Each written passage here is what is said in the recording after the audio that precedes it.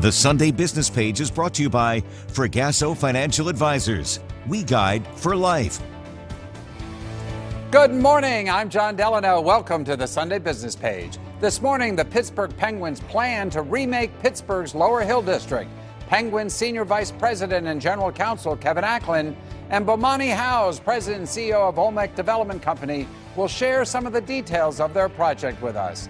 Then Robert Morris University teaches some Eden Park employees how to improve service quality and customer relationships. Dr. Daria Jacobs will tell us how the program works. And then how a local Veterans Administration respiratory therapist is improving the way VA patients' blood oxygen and heart rates are being measured. The story of a new pulse oximeter that she invented. It's all next right here on the Sunday Business Page.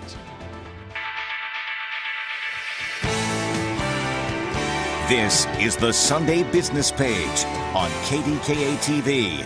And a very good morning to you. Thanks for spending part of your Sunday morning with us. Some people wondered if it would ever become a reality. But the Pittsburgh Penguins say this year construction will begin on 28 acres of land next to the PPG Paints Arena. There's a new plan to transform the Lower Hill District.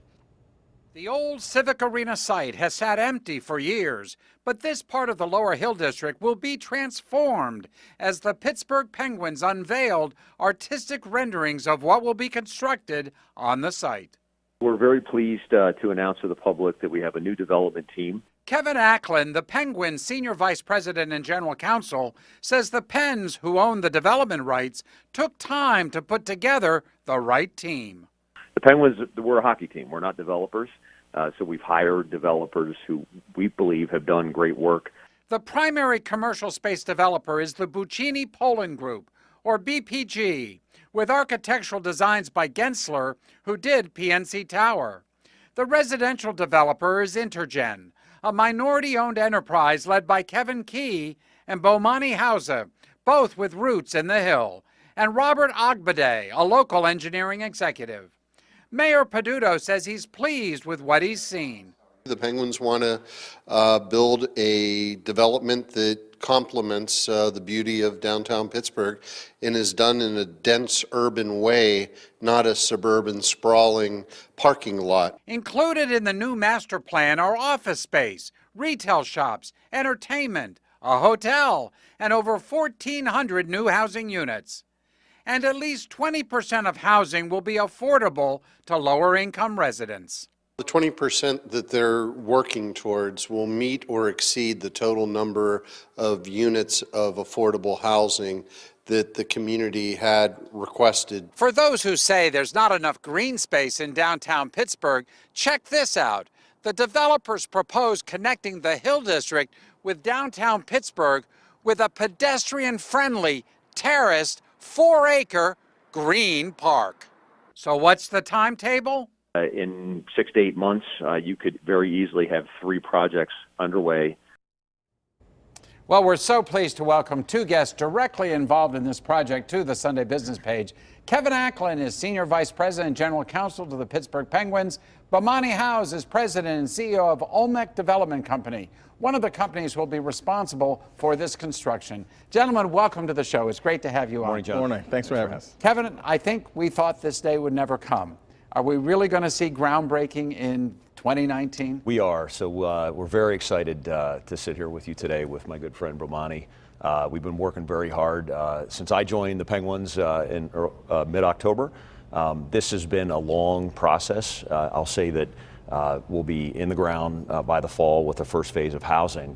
And if you think about what we're trying to do here, this is much more than building buildings. We're really trying to redefine this part of the neighborhood, to reconnect the Hill District to the major center of business in downtown Pittsburgh, and to do so intentionally, not only building buildings, but recreating that part of the neighborhood and investing in people. A huge component of what the Penguins are trying to do here is we've hired a new development team who have done great work in Pittsburgh and elsewhere, and we're trying to deliver a development that everybody can be proud of in the development itself and also within the Hill District and for the entire city. Well, I will tell you that when I talked to the mayor, first of all, he gives you kudos, Kevin, as the one who's really spurred this along.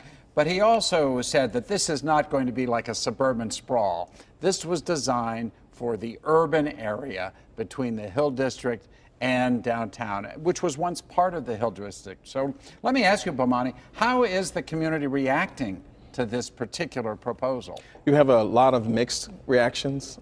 You have a lot of excitement because we're going to actually get into the ground in the fall of this year.